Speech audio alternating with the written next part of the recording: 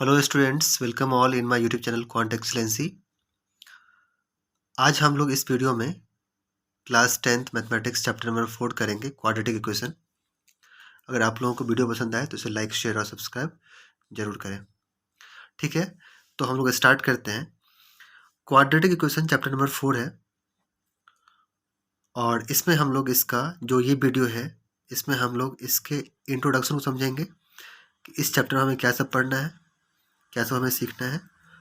ठीक है, तो जो सबसे फर्स्ट टॉपिक है कि क्वाड्रेटिक इक्वेशन होता क्या है, किसे कहते हैं क्वाड्रेटिक इक्वेशन, और इसका स्टैंडर्ड फॉर्म क्या होता है। ठीक है, तो उन सही बातों को हम देखेंगे बारी बारी से। तो सबसे पहले जो क्वाड्रेटिक इक्वेशन है, ये किस वर्ड से स्टार्ट हुआ है? Quadratic polynomial.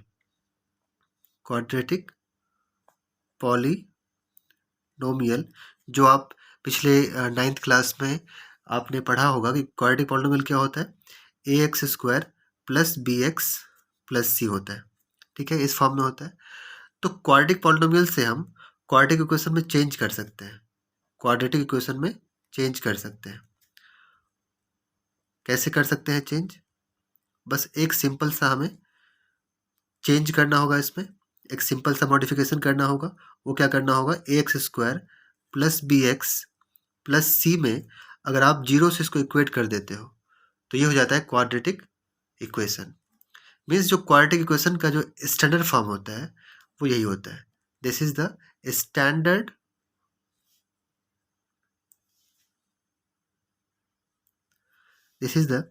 Standard form of quadratic equation.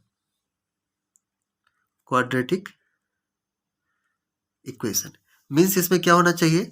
जो एक्स स्क्वायर है उसका कोएफिशिएंट, इसे बोलते हैं coefficient of x square A, coefficient of x क्या होगा? बी, और यहाँ पे कांस्टेंट टर्म कोई भी होता है वो सी। तो अगर एक्स स्क्वायर का कोएफिशिएंट, सॉरी कोएफिशिएंट की बात नहीं कर रहा हूँ मैं, अगर ये वेरिएबल जो, अच्छा इसमें चीज़ देखो कि वेरिएबल क्या है? एक्स है। जो ये इक्वेशन है क्वाड्रेटिक इक्वेशन, इसका वेरिएबल क्या है? एक्स है। ठीक है, मैं एग्जांपल से आपको एक्सप्लेन करता हूँ। एग्जांपल जैसे सपोज करो 5x square plus 6x plus 7, ये एक क्वाड्रेटिक इक्वेशन है। ठीक है, अगर मैं बोलूँ इसमें वेरिएबल क्या है तो आप बोलोगे एक्स। तो वेरिएबल के पावर में हमेशा क्या होना चाहिए? हाईएस्ट पावर 2 होना चाहिए। अगर वेरिएबल की हाईएस्ट पावर में 2 है, ठीक है, तो हम कह सकते हैं कि वो क्या होगा? क्वाड्रेटिक इक्वेशन होगा। क्या होगा? Quadratic equation. और इसमें एक और खास बात ध्यान रखना कि इसमें क्या होगा कि ए जो है वो does not equal to zero होना चाहिए। मीन्स जो ए जो होगा वो जीरो नहीं होगा। ओके, ए जीरो नहीं होगा, बाकी जीरो हो सकता है। A does not equal to zero. तो इसमें अगर मैं बोलूं कि इसका जो क्वाड्रेटिक इक्वेशन का जो डिग्री होता है, डिग्री का मतलब होता है हाईएस्ट पावर। डिग्री मीन्स क्या होता है? Highest power of equation. Highest power of equation. तो ये डिग्री जो होता है क्वाड्रेटिक पॉलिनोमियल का, डिग्री ऑफ क्वाड्रेटिक इक्वेशन, वो क्या होना चाहिए? 2 होना चाहिए। हाईएस्ट पावर क्या होना चाहिए? 2 होना चाहिए।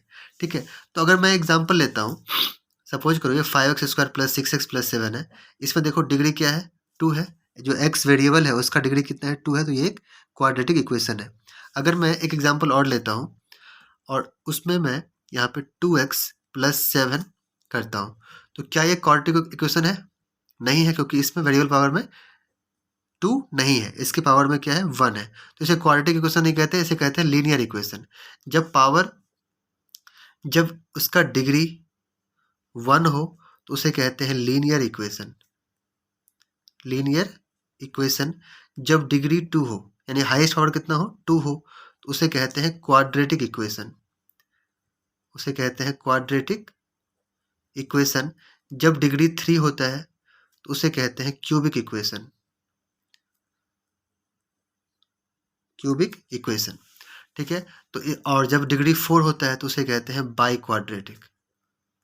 क्या कहते हैं उसको? By quadratic. इसके आगे आपको सीखना नहीं है क्योंकि आपके यूज़ का नहीं है। ठीक है, आपके यूज़ का क्यूबिक भी नहीं है क्योंकि क्यूबिक सिलेबस में नहीं है। आपको केवल क्वाड्रेटिक से क्वेश्चन आएगा, लेकिन मैंने करवा दिया आपको कि जब पावर 1 होता है उसे लीनियर कहते हैं, power 2 quadratic, power 3 cubic, power 4 by quadratic. Okay, तो ये हो गया। अब मैं एग्जांपल एक अगर आपसे पूछता हूँ कि इसमें से कौन सा क्वाड्रेटिक है, कौन सा क्यूबिक है, मैं कुछ एग्जांपल ले रहा हूँ। सपोज करो 9x cube plus 8x square plus 6x plus 7 ऐसा कुछ है इक्वल टू 0, तो क्या ये क्वाड्रेटिक है? बिल्कुल नहीं होगा। क्यों नहीं होगा? क्योंकि इसमें जो x है वेरिएबल, उसके पावर में कितना है? 3 है। तो क्वाड्रेटिक ना होके ये जो पूरा इक्वेशन है वो कैसा बन जाएगा? क्यूबिक बन जाएगा। ठीक है। लेकिन अगर मैं ये वहीं पे बोलूँ कि जो एक्स स्क्वायर है उसके मान लो 4x स्क्वायर है, उसके बाद 9 है, अगर केवल 9 है और इक्वल टू 0 है, इसमें x का पार्ट नहीं है, एक्स स्क्वायर का पार्ट तो है, x का पार्ट नहीं है, तो ये क्या क्वाड्रेटिक इक्वेशन है? ये बिल्कुल होगा, क्योंकि इसमें हाईएस्ट पावर कितना है? 2 है। ठीक है। अगर मैं कोई और एग्जांपल लेता हूँ, सपोज करो 9x स्क्वायर इसके बाद 0 है, या फिर ओनली 9x स्क्वायर है। सपोज करो कि 0 ना होके केवल 9x स्क्वायर है, तो क्या ये क्वाड्रेटिक इक्वेशन है? बिल्कुल है, क्योंकि इसमें आप 0 को एडजस्ट कर सकते हो। 9x square plus 0x plus 0 equal to 0 आप कर सकते हो, इसके फॉर्म को चेंज कर सकते हो, और क्वाड्रेटिक इक्वेशन जो स्टैंडर्ड फॉर्म होता है उसमें कन्वर्ट कर सकते हैं। तो मान लो सपोज दैट कि अगर कोई भी इक्वेशन ऐसा लिख के आया हुआ है 6x स्क्वायर, तो उसको आप ऐसे 0x प्लस 0 कर लेंगे, कोई फर्क नहीं पड़ेगा। तो ये क्या हो गया? स्टैंडर्ड फॉर्म हो गया, स्टैंडर्ड फॉर्म हो गया।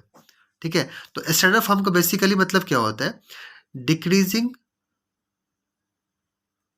Decreasing of power. पावर क्या होगा? डिक्रीजिंग फॉर्म में होगा।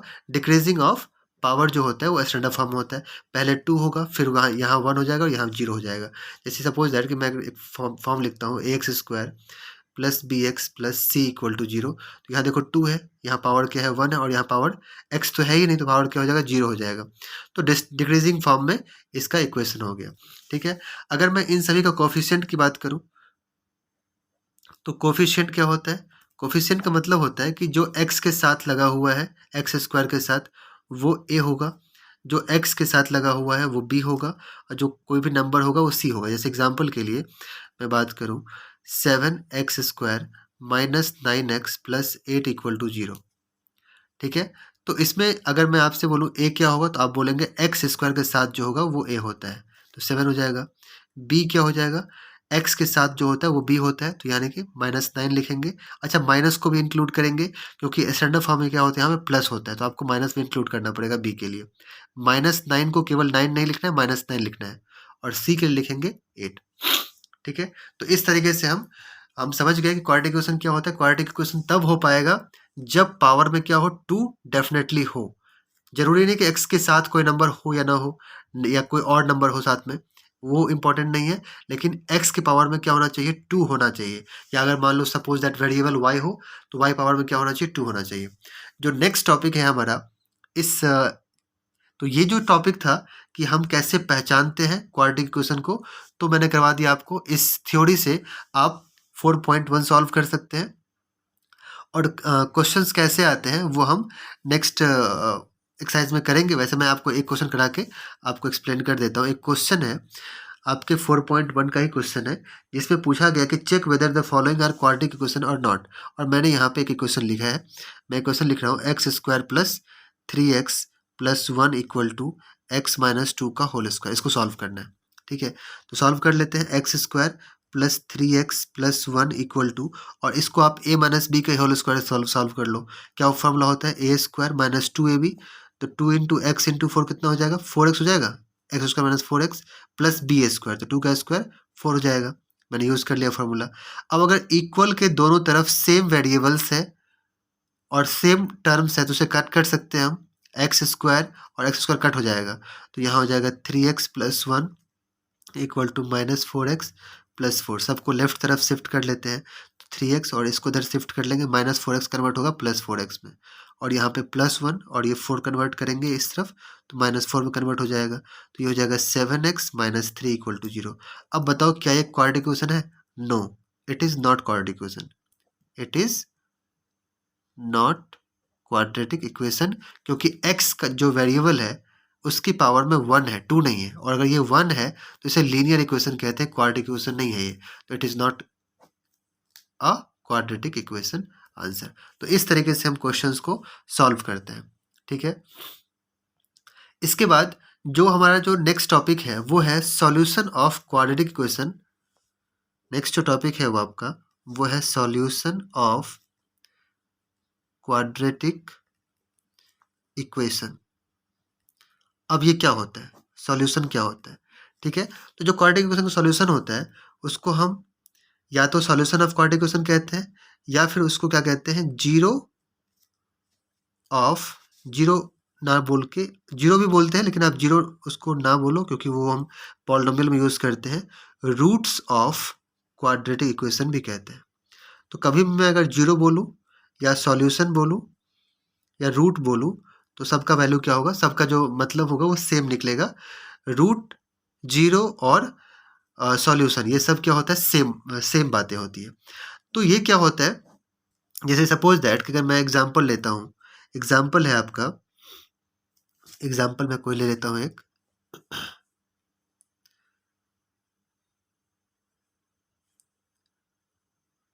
मैं एग्जांपल एक बुक से ही ले रहा हूँ।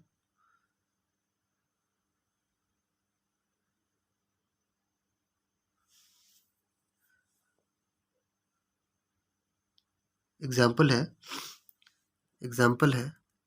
6x² minus x minus 2 equal to 0।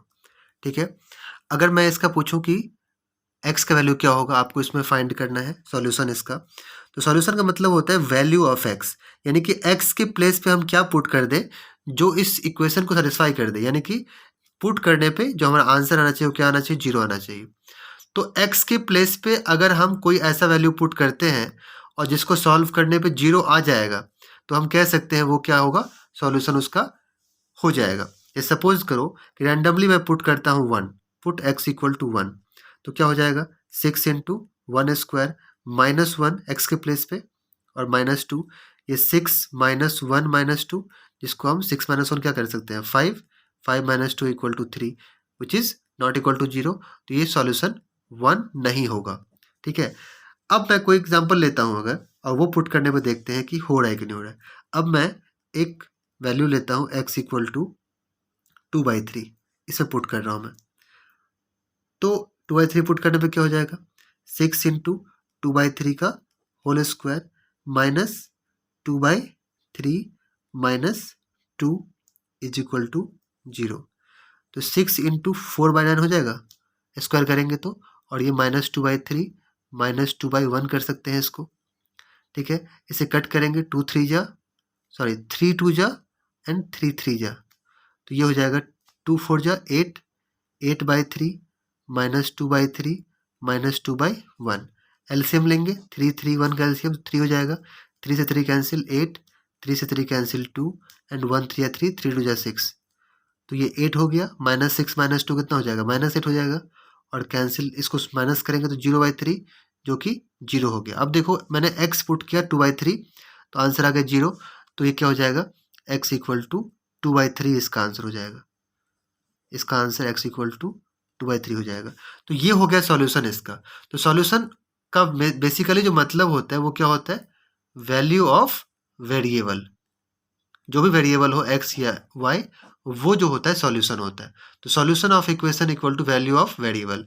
तो अब इस वैल्यू ऑफ वेरिएबल हम कैसे निकालते हैं, यानी कि x का वैल्यू हम कैसे निकालेंगे उसको हम समझेंगे। तो x का वैल्यू निकालने के लिए आपके पास 3 तरीका दे रखा है इस चैप्टर में। ठीक है, उसको हम बारी बारी से डिटेल में देखते हैं। ठीक है, तो अब देखते हैं हम सॉल्यूशन ऑफ क्वाड्रेटिक इक्वेशन के कौन कौन से प्रोसेस है। जो फर्स्ट प्रोसेस है वो है आपका middle term splitting method. Middle term splitting method. जो सेकेंड टर्म है उसे कहते हैं completing square method, completing square method.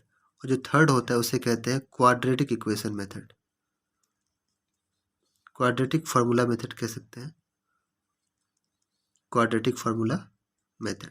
तीनों को हम डिटेल्स देखते हैं। जो फर्स्ट मेथड है हमारा मिडिल टर्म स्प्लिटिंग मेथड, मैं शॉर्ट फॉर्म में MTS मेथड लिख दिया, लेकिन ऐसा कुछ आप मत लिखना, आप लोग पूरा लिखो, मैं शॉर्ट में MTS मेथड लिख दिया मैंने, मिडिल टर्म स्प्लिटिंग मेथड। देखो इसको सॉल्व करने के लिए जैसे सपोज दैट कि हमारे पास इक्वेशन है ax² plus bx plus c equal to 0, ठीक है। तो क्या होता है कि b वाले पार्ट को आपको 2 पार्ट में ब्रेक करना होता है। नाम से ही क्लियर है कि मिडिल टर्म स्प्लिटिंग, जो बीच का टर्म है उसे स्प्लिट करेंगे, ये जो b का पार्ट होगा उसे स्प्लिट करेंगे। और मान लो इसको 2 पार्ट में स्प्लिट किया मैंने, p पार्ट में और q पार्ट में, ठीक है। 2 पार्ट में स्प्लिट करना है, 2 पार्ट में तोड़ना है इसको। जैसे कैसे तोड़ने का मतलब, 6 को तोड़ के हम 4 और 2 कर सकते हैं ना, या 6 को तोड़ के मैं 5 और 1 भी कर सकता हूँ, ठीक है। तो इस तरीके से बहुत सारा अनलिमिटेड स्प्लिटिंग हो सकता है, वो आपको स्प्लिटिंग करना है। तो बी पार्ट का जो स्प्लिटिंग करेंगे आप, ठीक है, और इसके बाद ए और सी का प्रोडक्ट निकालेंगे, ओके, ए और सी का प्रोडक्ट निकालेंगे। तो बी पार्ट का कुछ ऐसा स्प्लिटिंग करेंगे जिसको प्लस करने पे क्या हो, बी हो, यानी पी और क्यू में अगर स्प्लिट कर रहा हूँ मैं, तो पी प्लस क्यू करने पे बी हो, और पी इंटू क्यू करने पे क्या हो आपका, ए इंटू सी हो। यानी जो x² कोफिशिएंट है और जो कांस्टेंट टर्म है उसका प्रोडक्ट, ठीक है, उस स्प्लिटिंग के प्रोडक्ट के सेम होना चाहिए। यानी कि जो b का स्प्लिटिंग होगा p और q में, उसके प्रोडक्ट के इक्वल होना चाहिए a और c का प्रोडक्ट, ठीक है। और b का जो स्प्लिटिंग करेंगे उसको प्लस करने पे क्या होना चाहिए, b होना चाहिए।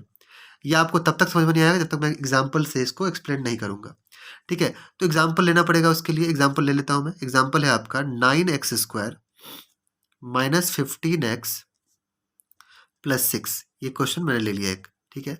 सबसे पहला काम क्या है कि आप इसको कंपेयर कर लो, जो मेन हमारा इक्वेशन होता है स्टैंडर्ड फॉर्म का, उससे कंपेयर करके आप ABC निकाल लो, जो कि आसान है निकालना। A कितना हो जाएगा 9, B कितना हो गया -15, C कितना हो गया 6, ठीक है। A 9, B -15, C 6। आपको करना क्या है, आपको सबसे पहला काम करना है कि A और C को मल्टीप्लाई करना है। ए और सी को मल्टीप्लाई करेंगे, 9 और 6 को मल्टीप्लाई कर लेंगे, 54 हो जाएगा। इसका फैक्टराइज करना है, ठीक है।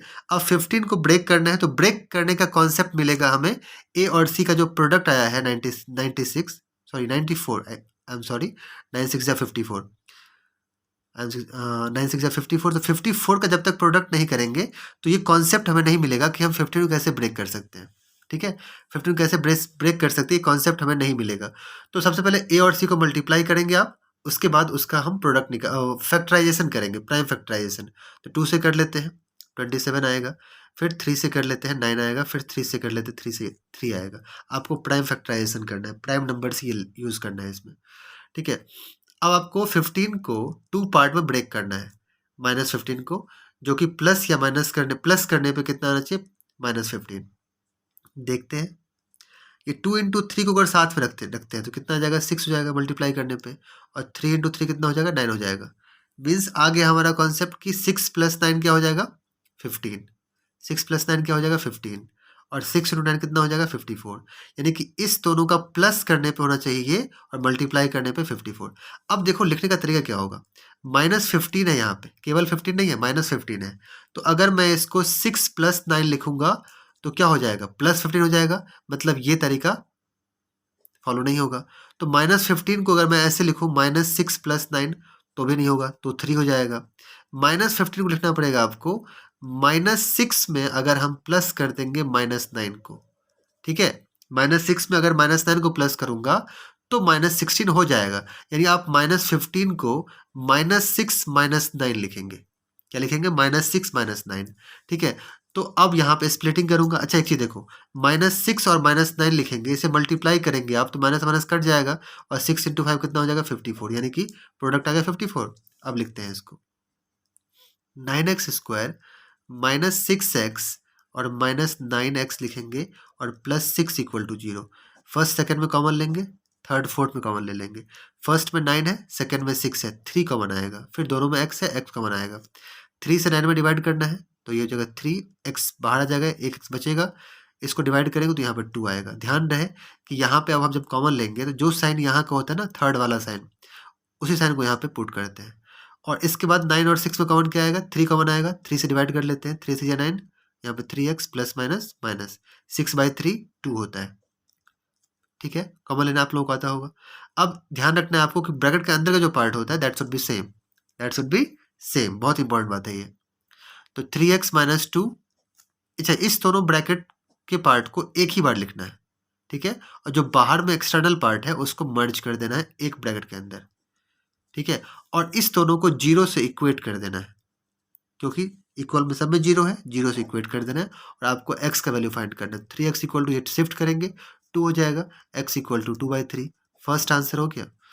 इसके बाद 3x minus 3 equal to 0, 3x equal to 3 हो जाएगा, शिफ्ट करेंगे इस तरफ तो, और x इक्वल टू 3/3 कैंसिल होगा, x इक्वल टू हो जाएगा 1। ये दूसरा आंसर हो गया। जो सॉल्यूशन आपका आया है, या फिर जिसको रूट कह सकते हैं, जीरो कह सकते हैं, वो ये दोनों आया है। ध्यान रहे कि जब क्वाड्रेटिक सॉल्व करेंगे तो x का वैल्यू 2 आएगा, क्योंकि पावर क्या होता है, 2 होता है। जब पावर 2 होगा, वेरिएबल अगर एक्सपोनेंट, हाईएस्ट एक्सपोनेंट 2 है तो सॉल्यूशन उसके 2 आएंगे। हाईएस्ट एक्सपोनेंट अगर 1 होगा, यानी कि लीनियर में सॉल्यूशन 1 आएगा, और अगर क्यूबिक होगा तो सॉल्यूशन उसमें 2 सॉल्यूशन आता है। ठीक है, तो आई होप कि आप लोग ये क्वेश्चन समझ गए होंगे।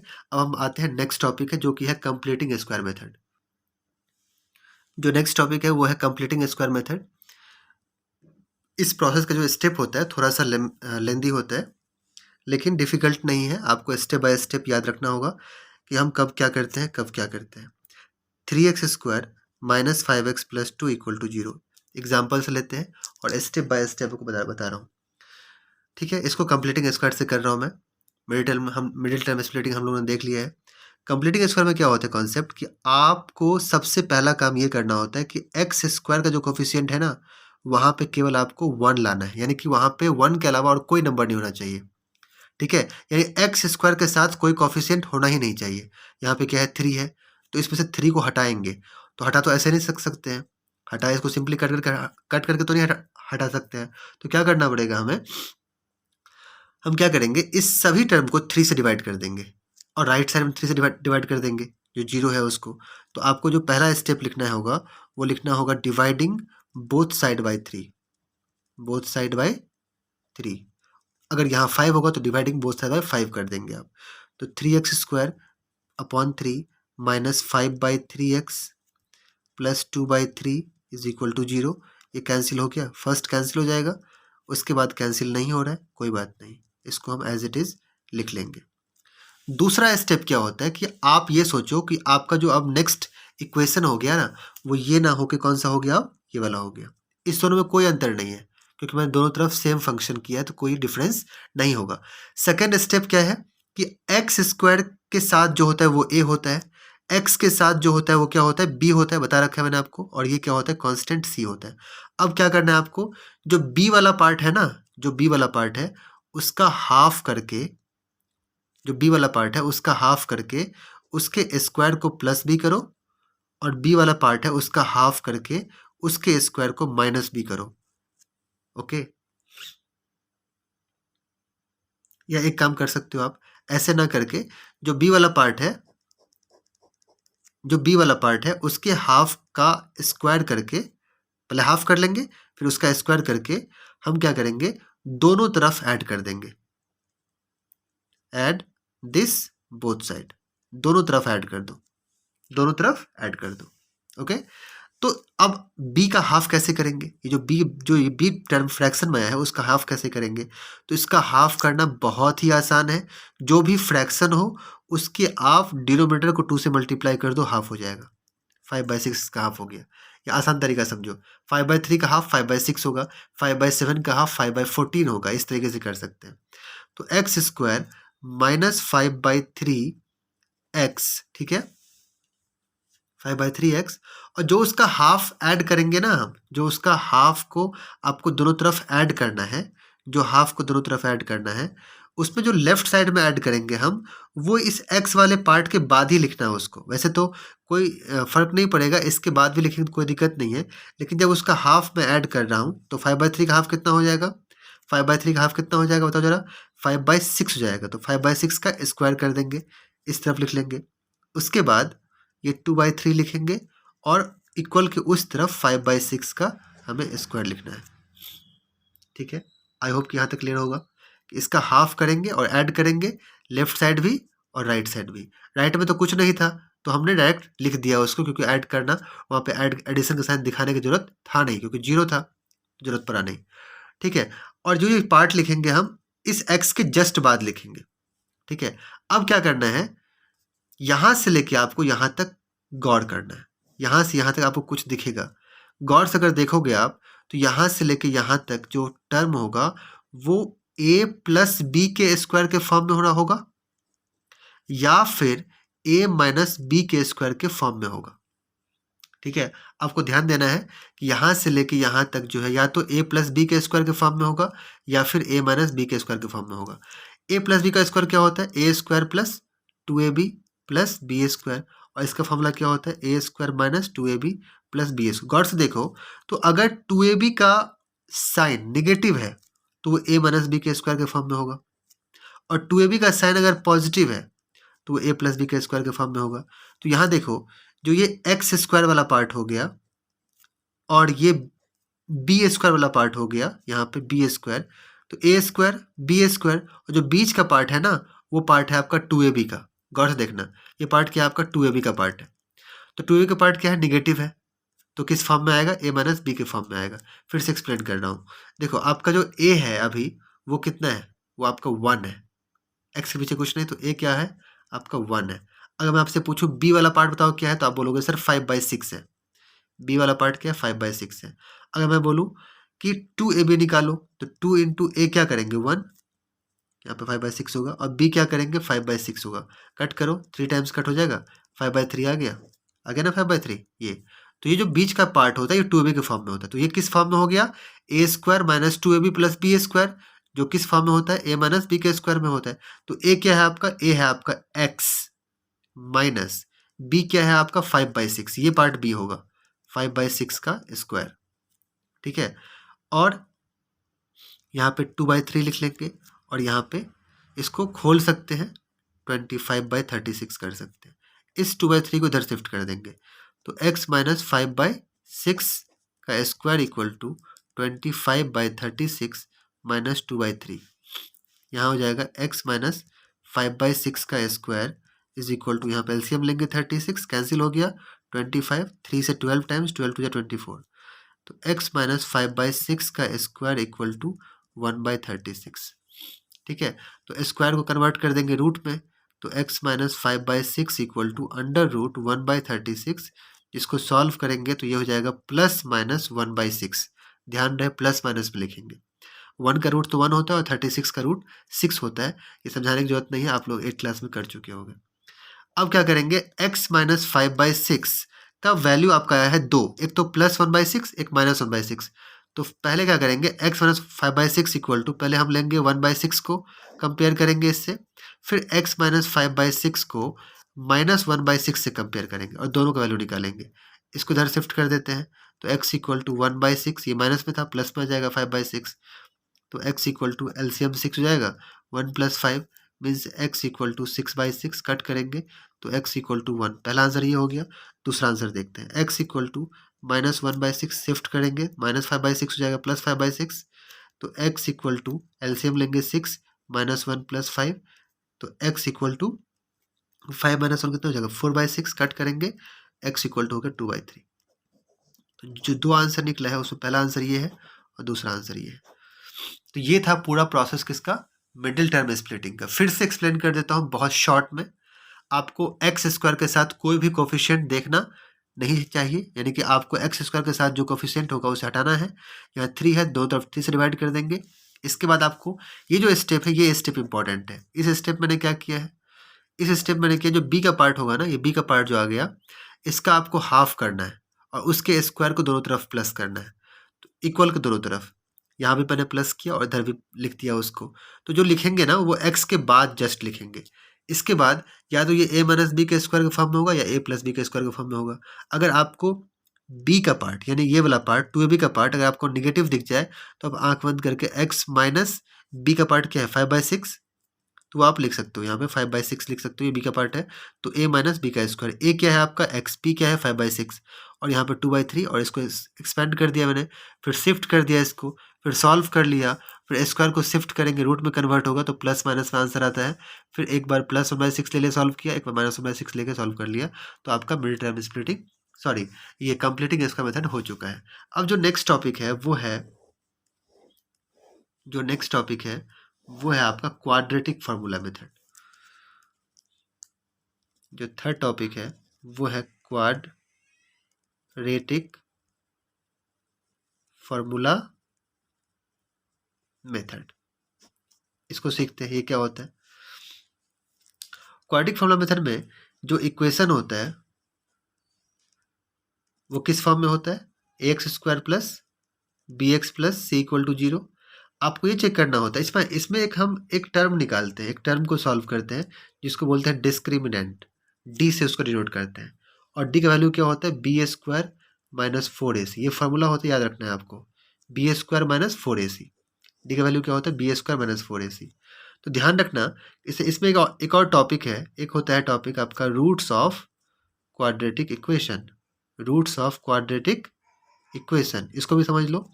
ये आपका टॉपिक जो है रूट्स ऑफ क्वाड्रेटिक इक्वेशन, ये आपको हेल्प करेगा 4.4 सॉल्व करने में।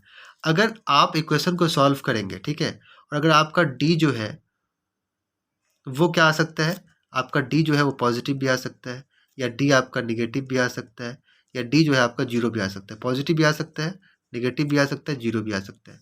तो किसी भी क्वाड्रेटिक इक्वेशन का, ये क्वाड्रेटिक इक्वेशन हो गया है ना, इसका जो रूट होता है ना, वो उसमें अगर आपका डी जीरो आ गया तो आप बोलेंगे इक्वल रूट्स। क्या लिखेंगे, इक्वल रूट्स। अगर डी जीरो आएगा तो उस केस में आपको लिखना है इक्वल रूट्स डिस्टिंक्ट। मैं एक बार थोड़ा सही से लिख देता हूं इसमें। अगर डी जीरो आता है तो उसे बोलते हैं distinct equal root. Distinct equal real root भी कर सकते हो आप। डिस्टिंक्ट इक्वल रियल रूट्स, यानी कि जो रूट्स होंगे वो रियल होंगे और इक्वल भी होंगे। यानी कि जो x का वैल्यू 2 निकलता है ना, जैसे यहाँ पे 1 निकला है, यहाँ पे 2/3 निकला है, ये दोनों सेम होगा। जो x निकलेगा वो दोनों सेम होगा, ठीक है। अगर d आपका जीरो ना होकर d जीरो से बड़ा होता है, यानी कि पॉजिटिव नंबर होता है, 2, 3, 5, 7 समथिंग कुछ भी, तो उसमें लिखते हैं डिस्टिंक्ट रूट या फिर रियल रूट। डिस्टिंक्ट रियल लिख लो, डिस्टिंक्ट रियल रूट, यानी कुछ भी स्पेसिफिक रूट होगा, रियल रूट। लेकिन अगर डी आपका निगेटिव में आता है, यानी कि जीरो से छोटा होता है, तो उसमें लिखेंगे no real root. No real root. और ध्यान रहे कि जब डी जो है वो निगेटिव आ जाए तो उसमें सॉल्यूशन पॉसिबल नहीं है, आप सॉल्यूशन नहीं करेंगे आगे। Solution is not possible. आप किसी भी मेथड से उसको सॉल्व नहीं करेंगे, करना आपको नहीं पड़ेगा, ठीक है। तो अब जो क्वाड्रेटिक इक्वेशन है उसमें जो डी होता है ना, उसका फॉर्मूला क्या होता है, b² माइनस 4ac। और इसी डी को बोलते हैं डिस्क्रिमिनेंट, ठीक है, डिस्क्रिमिनेंट। ये फाइंड करने के बाद हम ये चेक कर पाते हैं कि हम आगे फर्दर सॉल्व करें या ना करें। अगर जीरो आएगा तो करेंगे, अगर जीरो से बड़ा होगा यानी पॉजिटिव आएगा तो सॉल्व करेंगे आगे, अगर निगेटिव आएगा तो नहीं करेंगे। यानी इन दोनों कंडीशन में हमें सॉल्व करना है, ठीक है। तो जो उसमें वेरिएबल होता है, अगर वो वेरिएबल एक्स है सपोज करो, जो क्वाड्रेटिक फॉर्मूला देखो आप, जो नेक्स्ट टॉपिक है वो है आपका क्वाड्रेटिक फॉर्मूला। अगर सपोज करो आपका x जो है, अगर आपका वेरिएबल x के टर्म में है, जो फार्मूला होता है वो होता है -b plus minus under root d/2 है। बहुत ही आसान सा फार्मूला है x निकालने के लिए। क्या फार्मूला है, x equal to -b plus minus under root d/2 है। इससे आप सॉल्व कर लेंगे, ठीक है। अगर y आएगा तो यहाँ पे y कर देना है, n रहेगा तो यहाँ पे n कर देना है। तो इस तरीके से हम कर सकते हैं, ठीक है। मैं एग्जाम्पल लेता हूँ और एग्जाम्पल को सॉल्व करते हैं। देखो मैं क्वाड्रेटिक इक्वेशन मेथड को सॉल्व कर रहा हूँ क्वाड्रेटिक फॉर्मूला से। मैंने एग्जांपल लिया है, तो सबसे पहले आपको क्या करना है, इसमें आपको कंपेयर करना है इसको किससे, ax² plus bx plus c से इक्वल टू 0 से, और abc लिखना है। तो इस इक्वेशन में मैं किसको सॉल्व कर रहा हूँ, क्वाड्रेटिक फार्मूला मेथड को यूज़ करके मैं सॉल्व कर रहा हूँ इसको। तो a क्या हो जाएगा, 3 हो जाएगा, b क्या होगा -5, और c क्या होगा 2। ये हो गया। सबसे पहला काम है आपका डी निकालना। डी निकाल के चेक करो कि आगे हमें सॉल्व करना है या नहीं करना है। 4ac होता है, b कितना है -5 का square, -4ac, 4 into a is 3 and c is 2, -5 का स्क्वायर 25, 4 3 जा 12, 2 जा 24। डी क्या आ गया 1। अब डी 1 है, इसका मतलब 0 से बड़ा है, तो यहाँ पे क्या लिखेंगे, रियल रूट्स। रियल रूट्स है लेकिन इक्वल नहीं है, आगे हमें सॉल्व करना है, इसमें हम करेंगे। तो अब आपके पास जो वेरिएबल है वो x है, तो फॉर्मूला क्या लिखेंगे, x equal to minus b plus minus under root D by two है। फर्स्ट फॉर्मूला तो ये था, और सेकेंड फॉर्मूला मैंने यहाँ लिख लिया। तो x equal to minus b, तो माइनस तो पहले से ही ये फॉर्मूला में है, और b क्या है, b आपका -5 है, तो -5 भी है, तो माइनस ऑफ -5 लिखेंगे, plus minus under root D कितना है, 1 है, अपॉन 2 है, a कितना है आपके पास 3 दे रखा था, तो यहाँ पर 2 इंटू 3 कर लेते हैं, माइनस माइनस कैंसिल, ये 5 हो जाएगा, प्लस माइनस, अच्छा 1 का रूट क्या होता है पता है आपको ऑलरेडी, 1 होता है, अपॉन में 6 हो गया, और यहाँ पे x हो गया, ठीक है, ओके। तो x इक्वल टू क्या आ गया हमारे पास, 5 प्लस माइनस 1/6। जो फर्स्ट आपका x होगा उसमें आप प्लस का वैल्यू लेंगे, 5 प्लस 1/6, और जो सेकेंड वैल्यू होगा आपका x का वो उसमें आप माइनस लेंगे, 5 माइनस 1/6। तो फर्स्ट वैल्यू जो होता है वो क्या हो जाएगा, 6/6 कट होगा 1, और ये हो जाएगा 4/6 कट होगा 2/3। जो फर्स्ट वैल्यू लेते हैं ना प्लस को लेकर, जब हम सॉल्व करते हैं उसे बोलते हैं अल्फ़ा, और जो हम माइनस को लेकर सॉल्व करते हैं उसे बोलते हैं बीटा। हम रूट्स को ऐसे अल्फ़ा और बीटा में डिनोट करते हैं। तो जो अल्फ़ा आ गया 1 आ गया, बीटा जो आ गया 2/3 आ गया।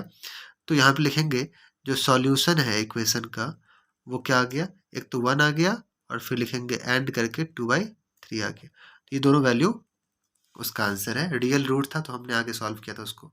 तो आई होप कि आप लोग समझ गए होंगे इस क्वेश्चन को कैसे करते हैं, और साथ साथ जितना भी टॉपिक था। अब एक चीज़ देखो, जो मैंने यहाँ पे एग्जाम्पल लिया था कंप्लीटिंग स्क्वायर मेथड में, यहाँ पे मैंने लिया था 3x² minus 5x plus 2 equal to 0, और यहाँ भी जो आंसर आया है वो क्या आंसर आया है, 1 और 2/3। और यहाँ जो मैंने क्वेश्चन लिया है, मैंने सेम क्वेश्चन लिया है, यहाँ भी आंसर कितना है, 1 और 2/3। तो किसी भी मेथड से करेंगे आंसर में कोई चेंजेस नहीं आएगा, ठीक है। तो इस चैप्टर में कुछ खास थ्योरी नहीं था, इतना ही था कि आपको पहचानना सीखना चाहिए, सीखना आना चाहिए कि हमको जो सॉल्व करना है क्वेश्चन को, उसमें हम कैसे पता करेंगे, कैसे पता करेंगे कि क्वाड्रेटिक पॉलिनोमियल होता क्या है, ठीक है, बता दिया मैंने। पावर में क्या होना चाहिए, 2 होना चाहिए, मीन्स कि जो डिग्री होगा इक्वेशन का वो 2 हो, ठीक है।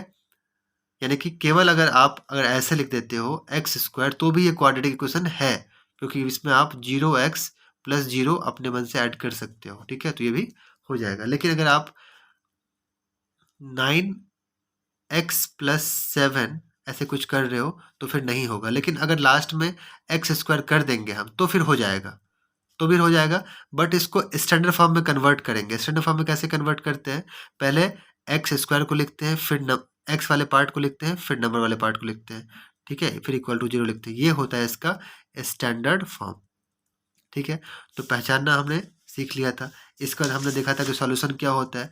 तो एक्स का वो वैल्यू या फिर जो भी वेरिएबल होगा उसका वो वैल्यू जो इस इक्वेशन को सेटिस्फाई कर दे, यानी कि दोनों पार्ट सेम कर दे, तो वो होता है रूट्स। जैसे मैंने 1 से चेक किया तो दोनों पार्ट सेम नहीं हुआ, इधर 3 हुआ तो इधर 0 है, तो रूट नहीं था। लेकिन मैंने 2/3 पुट किया, दोनों पार्ट सेम हो गया, यहाँ पे 0 आ गया हमारा आंसर, क्योंकि राइट में 0 है, तो ये हमारा सॉल्यूशन हो गया।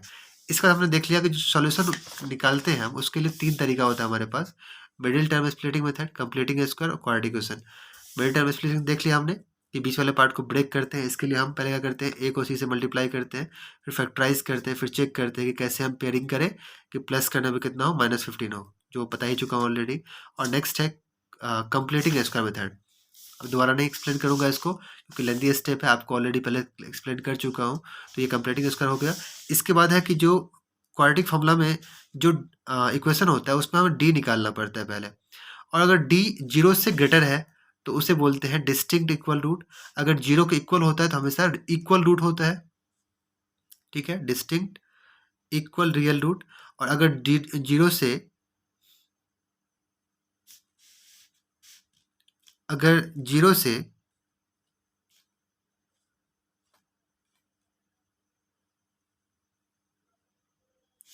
यहाँ पर डिस्टिंक्ट वर्ड लगाना ठीक नहीं था, आई एम वेरी सॉरी। आप कट कर लो अपने, अगर नोट्स बना रहे हो तो इक्वल रियल रूट ज़्यादा ठीक है। तो ये हो गया। तो अगर डी निगेटिव आ जाएगा तो आपको सॉल्व नहीं करना है, सॉल्यूशन पॉसिबल नहीं है। और सॉल्यूशन करते कैसे हैं, पहले आपको डी निकालना है जिसको डिस्क्रिमिनेंट बोलते हैं। फिर फार्मूला होता है -b प्लस माइनस d/2 है, आसान फार्मूला है। मैंने यहाँ पे सॉल्व किया था, फिर डी निकाल लिया जो कि 1 आ गया, तो रियल रूट था, तो आगे मैंने सॉल्व करके आंसर निकाल लिया उसका अल्फा और बीटा से। पहले प्लस लेके निकाला, फिर माइनस लेके निकाला। तो आई होप कि ये जो वीडियो मैंने बनाया है इसमें आप लोग इस चैप्टर का पूरा इंट्रोडक्शन समझ गए होंगे और बहुत ही अच्छे से समझ गए होंगे। अब जो हम क्वेश्चन करेंगे पिछले, अब नेक्स्ट जो वीडियो बनाऊंगा मैं, जो वीडियो अपलोड करूंगा उसमें जो क्वेश्चन करेंगे वो आप अच्छे से समझ पाएंगे। तो इस वीडियो को आपने देख लिया है, आगे वाले वीडियो भी आप जरूर गौर से देखना और मेरे साथ सॉल्व करना। ठीक है, मिलते हैं नेक्स्ट वीडियो में। Till then take care.